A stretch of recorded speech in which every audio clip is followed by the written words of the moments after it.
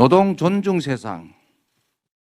우리 모두가 꿈꾸는 것이지만 현실에서는 그러지 못한 게 참으로 안타깝습니다. 그러나 우리가 가야 할 길은 분명합니다. 제가 노동자 출신이고 노동 존중 사회 주장하다 보니까 일부에서 반기업 이런 얘기하는 사람들이 있습니다. 저는 확신합니다. 친기업, 친노동이 친경제다. 동의하십니까?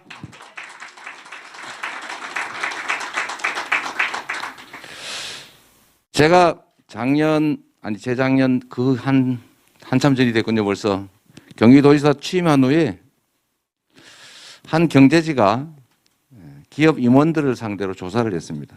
조사를 했더니 가장 기업 프렌들리한 친기업적인 광역단체장이 누구냐 조사를 했는데 이재명이 압도적으로 1등을 했습니다. 이해하십니까, 여러분?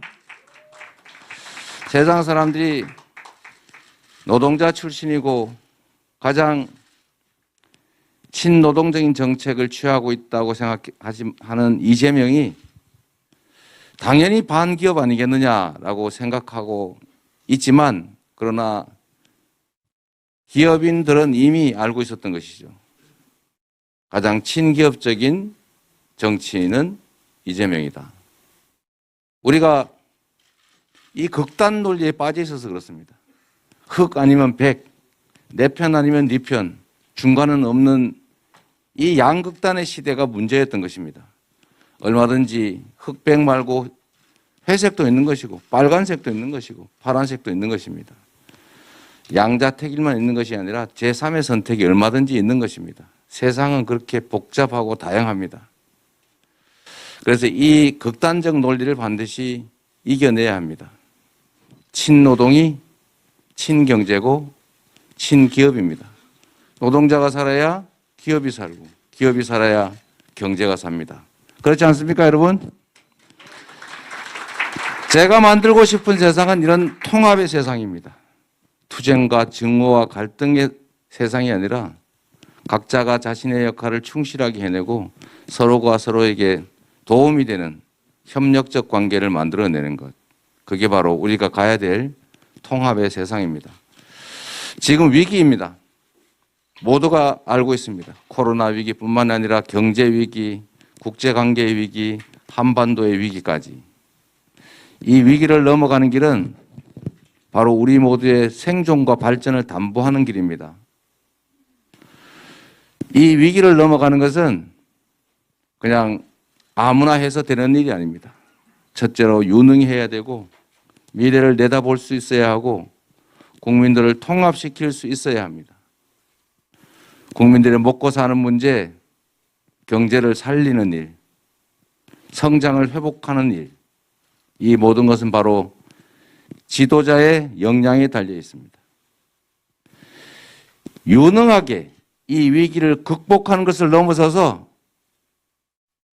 새로운 세상으로 더 성장하고 발전하는 나라로 만들어갈 위기를 기회로 만들 유능한 지도자가 누구라고 생각하십니까, 여러분?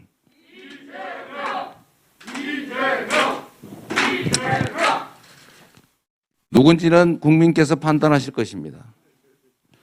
공적 인물이 무능하고 무책임한 그리고 무지한 것은 죄악입니다. 그거는 구성원들에게 해악을 끼치기 때문입니다. 미래를 내다보는 통찰력과 해안, 국정에 대한 넓은 지식, 그리고 증명된 역량은 우리 국민들을 위해서 필요한 것입니다. 과거를 향해 아니라 미래를 향해 우리가 가야 합니다. 퇴행이 아니라 진보해야 합니다. 그 길을 우리 한국노총과 함께 갈 수 있다고 믿습니다. 동의하십니까? 우리 김동명 위원장께서 말씀하신 것처럼 저는 소년 노동자 출신이었고 세상은 노동하는 자들이 만들어 간다고 믿는 사람입니다. 그 기회에 걸맞는 보상이 주어지는 나라, 모두가 함께 기회를 누리는 나라, 공정한 나라, 그리고 기회 부족 때문에 싸우지 않아도 되는 나라, 청년들이 편가르지 않고 세대가 편가르지 않고 누군가를 밟아야 내가 일어설 수 있는 그런 사회가 아니라 함께 일어설 수 있는 사회.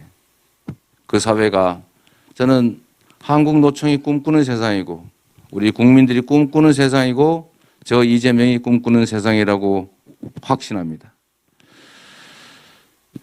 한국노총 노동자 조합원 여러분, 여러분이 진정으로 원하는 세상, 여러분의 자녀들도 노동자로서 당당하게 자부심 갖고 살아가는 세상, 그 세상을 여러분과 함께 만들어 가고 싶습니다. 이런 기회를 만들어 주신 우리 한국노총 조합원 여러분, 지도부 여러분 진심으로 감사드리고 여러분과 함께 손잡고 우리 모두 국민들이 희망을 가지는